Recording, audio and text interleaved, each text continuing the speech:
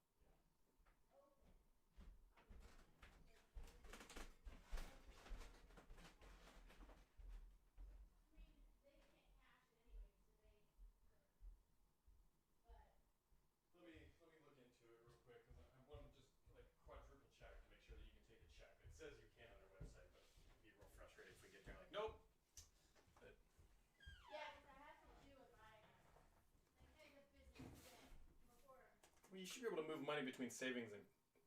Yeah, but still, I mean. Welcome, everyone. How are you doing today?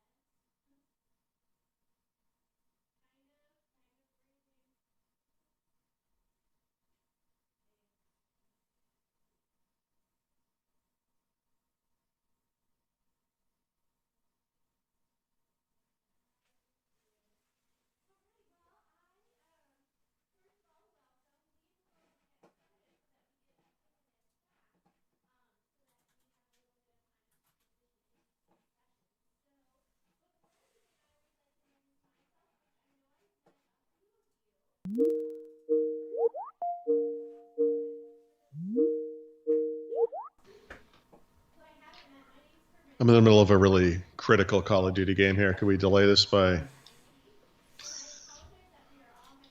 No. Okay.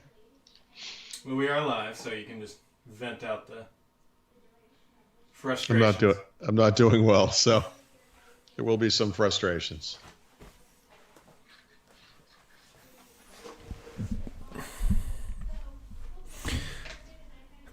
We have a lot talked about on this one. Really? So none of it involving tech. No, I don't know. Maybe not. Right now, I'm getting my money's worth out of my extra bandwidth that I paid for because my wife is doing a large video stream on the other side of this wall. We are doing this one. Mm-hmm. So it's just it's fun. Yeah. Technology. Something like that. When it works, it's fun. And when it doesn't, it's Microsoft. No, I'm kidding. Why is it the? I thought I was pushing this out to. Oh, let me see.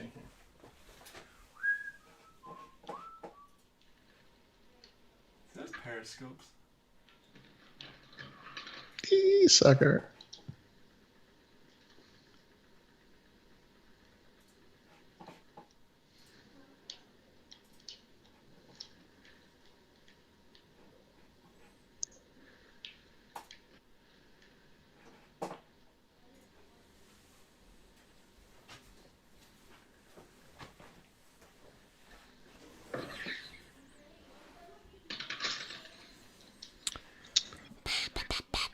Why is that not working?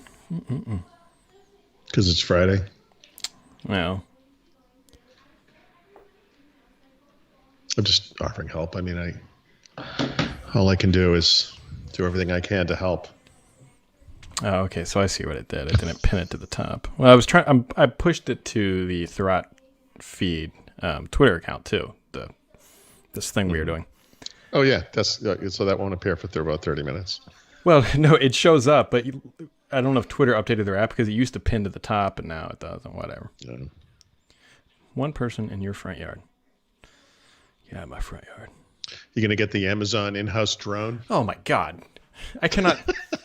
No, I'm not even. Well, we'll talk about it here because I don't. So there's so many things know. that are going on I in my know. life, Paul, that is just ridiculous. That is one of them. Talk to me, Brad. This is therapy. This is one. Don't go to a therapist. Start a podcast through and it. broadcast your Yeah. problems to everybody. There you go. All right, you ready Are to do mostly whatever? nice. Sure. We're going.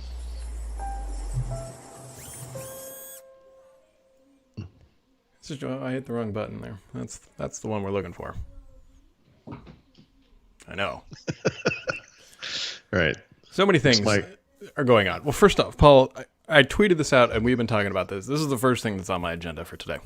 I am sitting in line to pick my daughter up from school, and I get a notification from Zelle. And if you're not familiar, I don't know if Zelle is used outside the United States, but inside the United States, like if I want to send Paul money and I don't want to use PayPal and I want to go bank to bank, there's an app called Zelle, and it's free to use and commission free and whatever. And you can send money to it. And so my Zelle address that people, if you want to send me money, send money to brad@outlook.com. But Because, seriously, don't. Because well, I'm not sending it back. Let's put it that way if you do it intentionally. But I'm sitting there and I get an email that says, you just received a large transaction of money. And I'm like, what? And like I I mean, open my bank you should account. say how much. I don't think there's any reason not to. No, it was 3 transactions of $500. $500 each. Yeah, each. Right. So And so they- $1,500. So like, I'm like, first thing I'm like, this has got to be a scam. But then like I called my bank and their only advice was, because I was like, reverse this. Like, I don't want this in my account. I don't want, I don't know where this is coming from. I don't like, whatever. So just so people know, though, because my wife uses Zelle extensively, because our kids always need money. You can just send it to. You can send money to any address. As long as it's linked to a Zelle. Yeah. Yeah. So this, my initial reaction to your thing was, well, this is probably a mistake. Now it looks like you're about to describe what it probably is, but the problem with Zelle is like once you send it, it's gone. Like it goes, and so you could make a mistake if Brad is a very a simple email address. You could picture a letter being off or a number or something, and you could be sending money to the wrong person, or it could be what this might be. Or it could be some sort of scam where the money's in my account and I'm like, oh, great, I got $500. I'm going to go blow it on potato chips. Xbox and And then 3 days later, they retract it and effectively suck $500 out of my account into this whatever. See, that part I'm confused about. So here, right? I got some inside information on this, Paul. Okay. This is very convenient that my neighbor, my neighbor behind me works at the bank where I bank, and he actually conveniently works in fraud. And so he's fairly high up there, and he knows. He's like, yeah. He goes, I'm very familiar with Zelle. We use it extensively internally, and we've looked at it. I'm like, okay. So here's the scenario. Yeah. Long story short, when you send from Zelle, if I send from money from me to you, the onus or the reliability is on the person sending, not the person receiving. It's also on the sending institution. So in this case, it came from Chase. So Chase is the liable entity here, not me. Once the money hits my account, the money is legally mine. They cannot go back in and pull it without my explicit authorization. That's what I was getting. So the person who sent you the money has no notion of what bank you're at, what your account number is. They don't know anything like that. They're literally sending it to an email address, which if connected to an actual Zelle account will propagate back to your actual account. Like that person can't, or Russian mafia, whatever it was, can't. To that would be my understanding. Okay. Yes. So according to the people on the phone and my neighbor, the only thing that can happen is now they have to go to Chase and dispute the transaction. Then Chase has to call my bank, and my bank has to then call me to authorize it. Now, here's where it gets a little hairy because we don't know what Chase is going to do. Because this person willfully admits that they entered this information in and sent the money, there's no fraud. It's not fraud that they sent this money to the account. This was a transaction they entered into and they screwed up. Like if I go and burn $500 in my backyard, the bank isn't going to give me $500. Like they're not going to chase that down because it was a willful act. But what's the end game of the fraud we suspect these people of? So it's not a kindly old grandmother in Canton, Ohio, sending a Yeah. birthday present to her nephew Bradley or whatever. So I asked, I was like, can you tell me anything? It said, all we have is a transaction number. We don't know the person who sent it. We know that it originated at Chase. And they said, if you want, you can call Chase with this transaction number and try to figure it out. But they're probably not going to tell you anything because you're not on that account. And I'm like, look, like at this point, I'm like, I'm just going to sit here and wait because I'm not going to spend 17 hours to figure out how to refund somebody else's money that they sent to me on accident. So, okay. As you were talking through that, I guess it occurred to me, this is such a small number of dollars to commit fraud over, but Yes. I guess here would be one theory. Someone has sent you $1,500. It's so bizarre that this would start with the transfer of money to you, actual money. Yeah. Not Like a fake in your It's account. not a But, fake okay, check but that let's- showed up and they said cash this. I'm just trying to pretend. Yeah. I mean, I was trying to think this through. Like, what could this be? I suppose, like, it doesn't make a lot of sense, but you could get an email now from a kindly old grandmother named Dorothy who said, I sent you this money. I meant it for my grandson. I'm so sorry. Could you send it back? And of course, you would say, of course I can send it back. I'm so sorry this happened. I'm a good person. I'm going to do the right thing. You'll send him $1,500. Then 2 weeks are going to go by, and Chase Bank is going to contact you and say, hey, there was fraud. Right. Right. You know No, what I this mean? is And real. there could be this outcome where you lose $1,500 because you did the right thing as a nice guy. Yeah, well, now I can I at guess. least plead ignorance because anybody listening to this podcast could email me and say, "Hey, Brad, I accidentally sent you $1,500. Ship it back to me." And I'll be like, "Nope." Yes, Like- that's right. That's right. That was the first and I- reaction I had when you showed me the email, like, oh yeah, that was from me. Like I feel bad. Like Of course. I don't know what to do because I don't want to be out $1,500 at the end of the day. Yep. So I think what you do is you sit tight. And that's what everybody has told me. Like you just have to sit and wait. Yeah. And I think the only thing I'm going to do is if Chase calls me and they say, "Look, we can reverse this," then I absolutely will, because that is the institution Because that the I'm bank is doing it. Exactly. And then it's their problem. right. And then I know there's a paper trail, and it's not again because I don't want to be in the situation where okay, this person emails me and then I send it back, but then I've willfully sent this money over there. So there's again not fraud. Yep, I same was thing. just Yep. conned into it. So Yep. Oh like- boy. it's just So weird. have you, I know your buddy or your neighbor works for the bank, but have you officially kind of reported this? Because Yeah, you I should. I Okay. called in and I said, please write something down that I have called in and said, this transaction has occurred. This is not my money. I don't know who sent it. I don't want this. I don't want to be held liable for this. I don't know what it is. Okay. And so that's when he told me, he's like, look, it's not on the bank that you use. It's on Chase who sent it. And as Hayden pointed out, he goes, unless it's on Chase screwed something up. But that would be if the only way that could By happen the way, is if you somebody hope to entered the God wrong- Chase screwed something up, because then it's their fault and you don't have to worry Right. about it. Yeah, but I feel like Chase would be easier to reach into my bank account, even though they're not my bank, than anything else in the can't. world. You can't do that. I mean, they could get your bank to agree to do it, I guess, maybe. But I can't imagine that. That would be an interesting legal battle.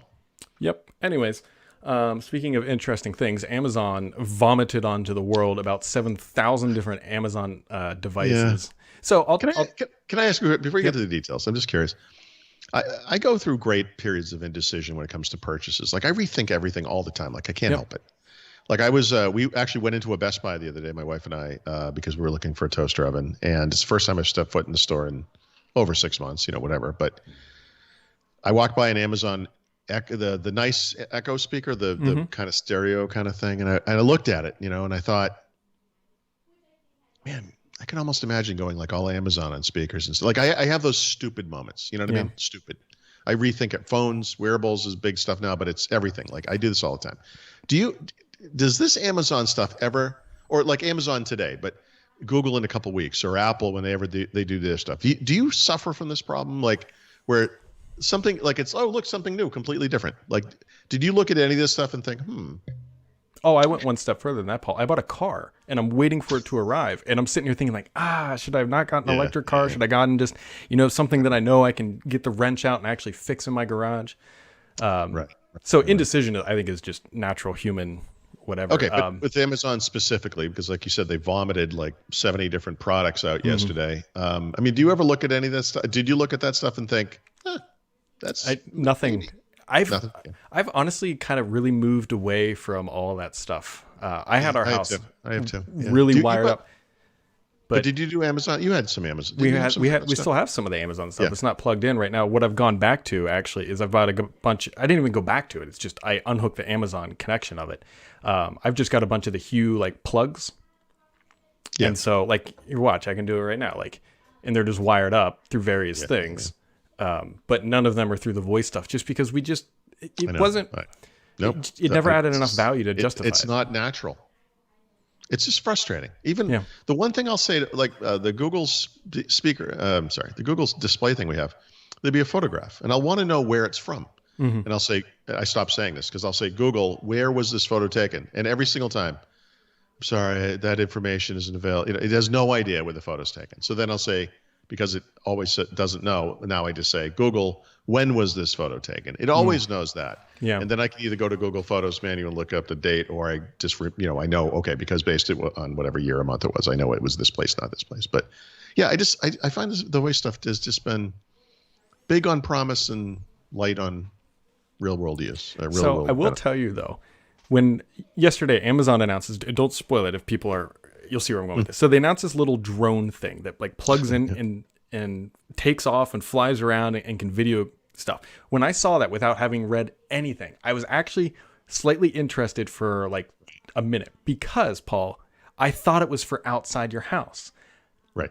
I thought this is something like you leave on your back deck and it's like, oh, like your camera spotted something and that thing goes and then like flies over. Give and credit for making a drone that is for inside your house, which is not something. I don't know that I have a good imagination or not, but it's not something I ever would have like thought was a thing. Like, why? Yeah, the thing I imagine is I'm laying in bed and I wake up in the middle of the night, it's just going, buy some diapers, and then just like takes off. Like, actually, it's doing it. So it goes up next to your ear and it just whispers to you. Just whispers sweet nothings of whatever. What's your Amazon password? Yeah. Yeah. Like, actually, probably what it would say is like, did you get the money from Zelle? And then I'd be like, oh God. Yes, I did. That's when you see Brad just check out. But it's a security thing, right? So in other words, the point, and by the way, they did say they specifically did not make it silent because they could have, because they want people to hear it. Like they don't want it to be a surprise that it's coming. Technically it shouldn't appear if you're in the house doing stuff. But interestingly, the thing you just described, you're all asleep. Is this thing going to go around patrolling your house at night or something like some science fiction movie from the 80s? Well, the other thing too, I initially thought, and this not so much in my household, but probably in your household, I could imagine like dogs, just like that thing takes off, just go. Oh, my cats! Here's the video. I want to get it just for the cats, because I can assure you, when we leave the house and I go to the app and look at what the thing's doing, you're gonna see cats going like this and jumping up, and it's gonna be like when the eagle took out that drone thing, and it was like this awesome footage, like it just kept flying out of space. Like my cats would annihilate this thing. Yeah. So anyways, they got a new ball thing that looks like the Google, what was that, Nexus Q from like eons ago? I think it was Q. I think it was called Nexus Q. They got a thing that looks like that, and they got some other... dot. It's a globe, right? Yeah. Which is a bigger speaker. Google's about to release a new version of the Home, which is also a bigger speaker and will be fabric wrapped. If you are familiar with the Max, it looks like that, but small. I think that looks nice. I mean, Yeah. So, other things that are nice, Paul, you've been doing some conversations with like small businesses lately. Yeah. And we chopped out a clip here, but I'll let you tee it up. I think it was with Rod. I think this one was. Rod Leach, yeah. So he represents a home healthcare business here in Pennsylvania. Actually, he's right down the road. I was not right down the road, but he's like 45 minutes down the road. But I was telling him, I think of the town he lives in is the IKEA exit, But I talked to Rod and several other people actually after our podcast today. I'm going to talk to one more, and that will be my last one. But yeah, small businesses, how they use Microsoft 365, how they came to choose it, how that usage has changed during the pandemic. You won't be surprised to discover that Teams usage is way up everywhere. But yeah, so he was one of the people who was really nice to talk to me this week. Yeah. So here's hopefully it's the right clip. We introduced that in, I think, 2017, August of 2017. They weren't using it. Yeah. And so we introduced Teams, and they started seeing the ability to shift out email and into Teams. And we've really seen that pick up from a recruiting standpoint. And, all the virtual handoffs that they're doing now, you're seeing Teams a lot more utilized. And, it's fun to see, they're taking the birthday celebrations and the anniversary celebrations into Teams versus generating all that traffic in email. Right. So it kind of cleans up email. Yeah, that's funny. You're not the first person who said that. It's a baby birth or birthday or something. You do kind of a virtual Teams thing. That's neat. So the one thing that's worth pointing out, because Paul, we talk about how Teams is for like large companies, and they're a smaller entity, if I'm remembering correctly, right? Yeah, yeah, it's about 50 internal employees. They do, but the business basically is they have an office with people in it, obviously, or normally they do.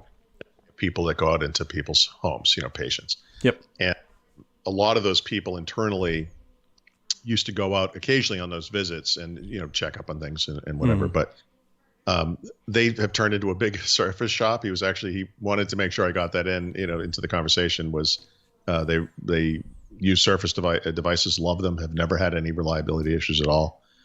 And yes, but as far as Teams goes, yeah, I mean, when you're all of a sudden forced to be remote working, like basically 100%, this becomes a vital thing. And it's really interesting. A lot of the people I talked to had some of the same experiences where they either didn't care about Teams or only a few people used it and that they're full-blown Teams. And it doesn't matter how big the company is, I mean, look, we have a small company. I mean, we are reliant on Teams. I mean, we would be in a lot of trouble without it. I know Microsoft pitches like a lot of big stuff, especially last week, like breakout rooms, which are larger entity operations. My wife uses it at work, and she works for a very large entity, and so it's important to kind of remember that it does kind of work in the small business. I mean, we're a company of like 10 people or so, something like that, and it's the backbone. I don't know that the people we work with would ever think to do this, but including me, I mean, but one of the things that one can do is really tailor the Teams UI to the stuff that you need, right? So with these default views, like we don't happen to use the Teams view. So I actually got rid of that, but I've been using Calendar to book all the meetings I just did. The files thing shows us all the, where all the files we show. You don't have to go back through chats, but you can go in there and customize those views. So if we happen to use, like we don't, but if we use Microsoft Lists organizationally, you could add that to the view. You can do whatever you want. Like it's actually kind of neat. Speaking of other things that are neat that Amazon announced yesterday too was Luna, which is also the name of a cat in my neighborhood, which is disturbing. Also the name of the Windows XP UI. That is right. That is, well, there's some throwback knowledge for you. Yeah. Before you go on, just to throw you a little bit of history from Luna, because Microsoft was very proud of the fact that they kept Luna from me. And they asked me during the reviewers workshop if I had ever heard any hint of this, and I hadn't. They were high-fiving each other in front of me, which I found annoying. But when they launched Windows XP in October that year, I didn't pay for it, but I led a group of guys from Microsoft out to dinner, and we went to in the Boston's the North End, Little Italy, I guess we'll call it, in New York. And we ate at a restaurant, and Joe Belfiore, one of the guys who worked on Luna, was there, and we ate at an Italian restaurant named Luna. Pretty good. All right, Mario. Anyway, so they announced this game streaming stuff called Luna, which is going to take on Microsoft's cloud streaming. I think Stadia might be the bigger loser potentially from this announcement, at least initially. And then they're promising 100 games. It's coming with the power of Amazon and Twitch and all of that stuff. So U.S. only, by the way, too. Yeah, right. Continental U.S., not even Alaska or Hawaii. But Puerto Rico, right? Is it in Puerto Rico, Brad? Anyway. They didn't say, so I'm going to go with no. So when I got this Amazon thing that you can't see, I had to sign up for like an early access list, and then I got in somehow. And so the Luna today is the same thing. So if you're in the United States, you want to check it out, you have to sign up for it, right? So I did, just in case, because I had pre-ordered Stadia, and I know you still have Stadia. I never actually got Stadia. Mostly because I saw Project xCloud and I thought, what's the point, But I guess I'm curious. I think Stadia and Luna are nearly identical. They're like the same thing from two different companies. That's how the Microsoft thing is a little different. Actually, maybe it's a lot different. But they do compete. Obviously, they compete. I mean, this kind of service competes with anything: PC gaming, mobile gaming, console gaming. I mean, it's. I know it's not exactly the same, but we'll see. I just don't. Yeah. Amazon is Twitch, right? But I don't. I don't know. I don't know. I guess do you get it, like maybe if you're a Prime user, you get it for a little cheaper. Maybe that puts it over the top. Or if it's bundled in. I wonder if they. Well, I don't think they'd bundle that into Prime because that's pretty expensive. No, but with a lot of their services, like if you look at like Amazon Music Unlimited, if you have Prime, you don't get that for free because it's normally like $15 a month or something, but you get it for $3 off a month or something like that. So I could imagine them doing that for Luna. I don't know if they said anything like that or if it's even happening, but I mean, I could imagine it. And I don't know if that's, in other words, if it was the same price as Stadia, but if you were Prime, you got it for $3 to $5 off each month. I mean, would that put it over the top? Probably, because those two things they seem identical to me. What they should do is bundle all of Amazon's stuff, like all of it, like their Prime, their Whole Food stuff, and all that, and then they can just call that the Bezos package. Amazon One. Yep. So don't. I know you're trigger fingering the end of this thing, but I just wanted to mention. Oh, okay. Before we go, I just want to make sure we get this out. I'm going to be away next week. Oh yeah, that's right. So we are going to do this show Tuesday and Wednesday, and I think that's probably going to be it for the week. I can't guarantee that I'll be back Friday by 1. It's going to be close, but I would just say probably let's just for the well-being thing. Let's take it easy next week. But we will do it Tuesday and Wednesday. Monday, I'm moving my daughter in to college. Cross your fingers and sacrifice a chicken, whatever it is. Knock on wood. I don't know. We'll see. But my wife and I are then we're gonna go to Asheville and just try to relax if possible. What's the largest state there, like the Biltmont or something in Asheville? Oh, I don't. I literally am going into this knowing almost nothing about Asheville. Other than that, I've meant to go there for a long time. Yeah, no, it's a pretty area. I went on a golf trip there a couple years ago. Asheville, is it the Biltmore? Yeah, I think it's the Biltmore. What is this place? It's a giant house, something. Oh, okay. I'm gonna go into this with like zero research. My wife has looked some stuff up. I got a couple people have given me restaurant recommendations, which is really nice in Charlotte. Because we're going to be there for 2 nights as well. But I mean, honestly, I'm not looking big on it. We'll walk around the town and and stuff like that. But no, it should be a nice. Asheville's a very pretty area. Whenever we go to like Hilton Head or anything like that, we kind of drive through that area. It's just a nice area. So there you go. I'm gonna let it wash over me. It's disturbing. Not like a spa, like a taking a mud bath over there throughout. What are you doing? So in 10 minutes, I got to talk to one more guy, and then I'm done with those forever. All right. I'll catch you later.